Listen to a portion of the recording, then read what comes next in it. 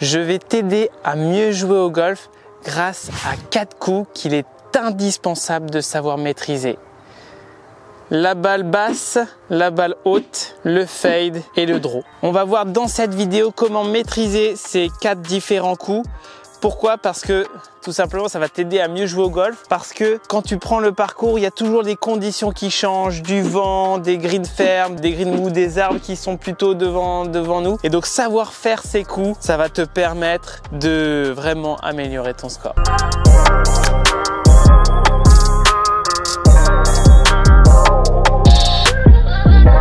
Sur la balle basse, il te faut 3 choses super importantes pour garder cette balle un petit peu sous le vent. La première chose que tu dois avoir, c'est plutôt ce qu'on appelle un loft dynamique. L'orientation de ton loft à l'impact, il faut qu'il soit plutôt fermé à l'impact ici. Pour ça, on va aussi essayer d'avoir un angle d'attaque un peu plus descendant pour garder cette balle basse.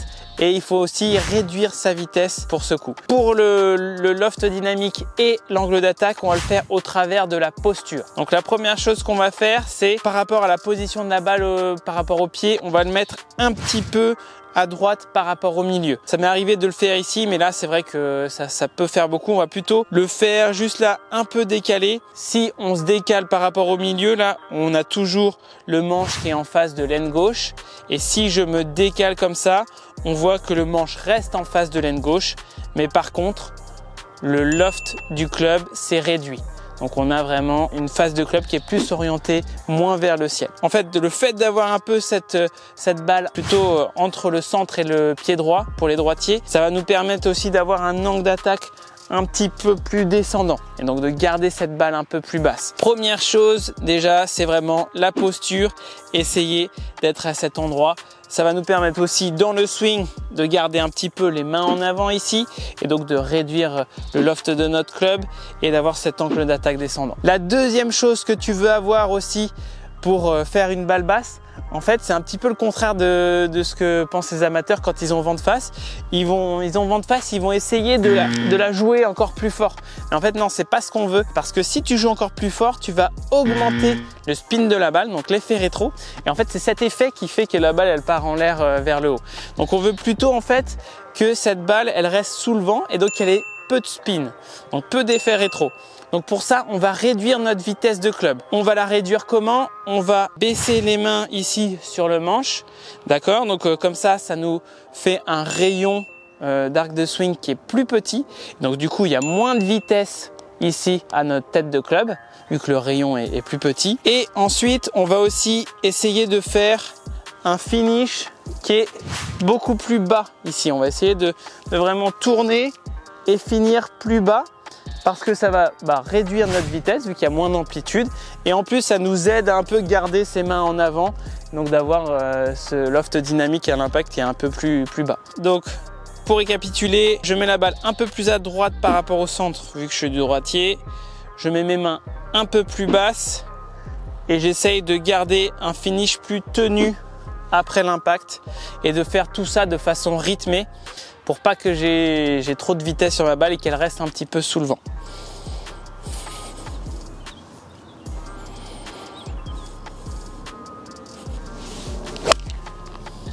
Voilà. Donc ça, cette balle-là, elle reste assez basse par rapport à ma trajectoire. J'ai réussi à garder mon finish bas. Peut-être que le rythme aurait pu être un peu mieux, mais en tout cas, j'essaye vraiment d'avoir un rythme plus tranquille pour pas avoir une balle qui monte trop en l'air. Maintenant, on va voir comment faire une balle haute. Donc ces balles hautes, elles sont super intéressantes. Moi, par exemple, je l'ai utilisé quand j'étais en match. J'ai fait un vlog contre David Plays Golf où à un moment, je devais passer par-dessus un arbre. Et donc, j'ai utilisé cette technique pour essayer de passer par-dessus cet arbre et essayer de gagner mon match contre David. Donc pour ça, on va plutôt penser, par rapport à tout à l'heure sur la balle basse où on voulait un loft dynamique plutôt plus bas. Là, ça va être le contraire. On va plutôt essayer d'avoir un loft dynamique plus élevé que d'habitude. On va mettre la balle par rapport au centre, on va la mettre un petit peu plus vers la gauche, pas trop à gauche parce que là on va risquer de faire des tops. On va plutôt essayer de la mettre là, ici par rapport à nos pieds. Ça va nous permettre à l'impact d'avoir un loft dynamique, donc une orientation du loft un peu plus vers le haut. On peut mettre de la vitesse aussi sur les balles hautes parce que plus on met de la vitesse, plus la balle va monter haut grâce à l'effet rétro, grâce au spin comme on a vu. Et on va essayer d'avoir un finish qui est beaucoup plus haut. En fait, ce finish dans la dynamique, il va nous permettre d'avoir cet angle d'attaque un peu plus tangentiel, donc d'avoir un angle d'attaque plus horizontal par rapport au sol. Et ça va nous permettre aussi d'avoir ce loft dynamique un petit peu plus orienté vers le haut pour ce coup. Donc c'est parti, je me positionne bien.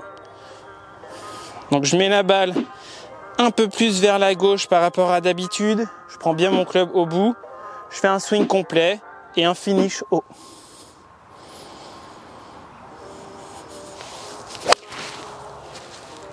Donc voilà, la balle est beaucoup plus haute par rapport à la balle basse de tout à l'heure. Et donc si on compare même, sur la balle basse, là j'ai pris vraiment un divot. Donc j'avais un angle d'attaque qui était plus descendant. Alors que là, sur la balle haute, j'ai vraiment presque rien pris. J'ai pris que la balle.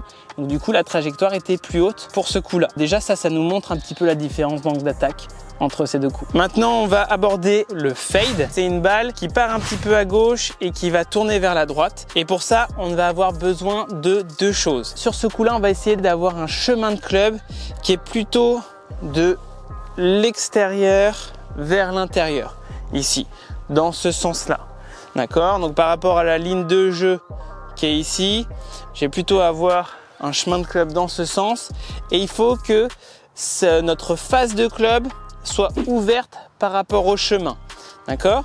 Donc si la face de club est un petit peu ouverte par rapport au chemin, on va avoir la balle qui part direct à gauche et ensuite qui va tourner vers la droite. On va faire comment? Déjà juste dans l'intention ici, avoir un petit peu lancé, essayer de lancer plutôt ses bras vers la gauche.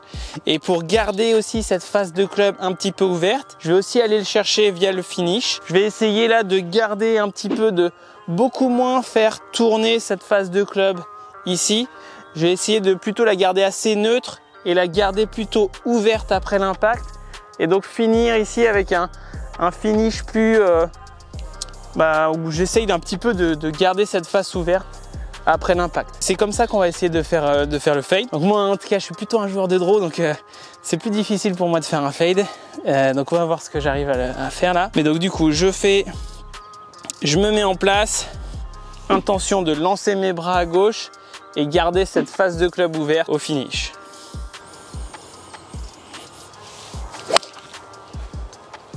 Donc voilà, là elle est un tout petit fade. Elle tourne, elle est partie un petit peu à gauche et elle revient vers sa cible. Donc ça c'est quand même un coup dont je suis assez fier, moi qui est un joueur plutôt de draw. Bon contact aussi, bon contact. Maintenant on va faire plutôt un draw. Et donc là pareil, on va jouer sur les mêmes choses, donc le chemin et la face de club. Cette fois-ci le chemin, il est plutôt de l'intérieur vers l'extérieur. Donc on va avoir plus cette sensation d'envoyer nos bras vers la droite pour les droitiers. Et il faut que cette face de club, elle soit fermée par rapport au chemin. C'est ce différentiel entre le chemin et la face de club qui va nous permettre de faire une petite balle qui tourne à gauche. Si pour vous c'est moins naturel de faire un draw, il faut vraiment donner cette intention de lancer ses bras à droite et d'avoir cette face de club fermée par rapport au chemin.